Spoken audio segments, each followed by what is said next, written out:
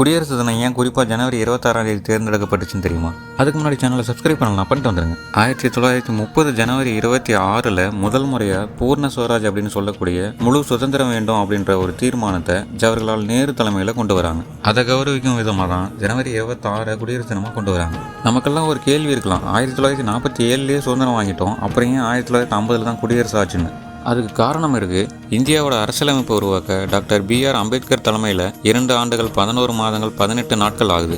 அதுக்கு அடுத்து வர ஜனவரி 26 1950 வரதால அந்த ஆண்டே இந்தியாவோட அரசியலமைப்பு அமலுக்கு வருது. 1950 இந்தியா குடியரசு நாடாக ஆகும்போது இந்தியாவோட முதல் குடியரசுத் தலைவர் டாக்டர் ராஜேந்திர பிரசாத் அவர்கள். எப்பவுமே குடியரசு தினத்தில் டெல்லியில் குடியரசுத் தலைவரும் ஸ்டேட் லெவலில் கவர்னரும் கொடியேற்றுவாங்க. சுதந்திர தினத்தில் தான் டெல்லியில் பிரைம் மினிஸ்டரும் ஸ்டேட் லெவலில் சீஃப் மினிஸ்டரும் ஏற்றுவாங்க. ஒவ்வொரு குடியரசு தினத்திலையும் ஒரு வெளிநாட்டு தலைவரை சீஃப் கெஸ்ட்டை இன்வைட் பண்ணுவாங்க. அது உலக நாடுகளோட நட்புறவை மேம்படுத்தும் விதமாக செய்யப்படுது.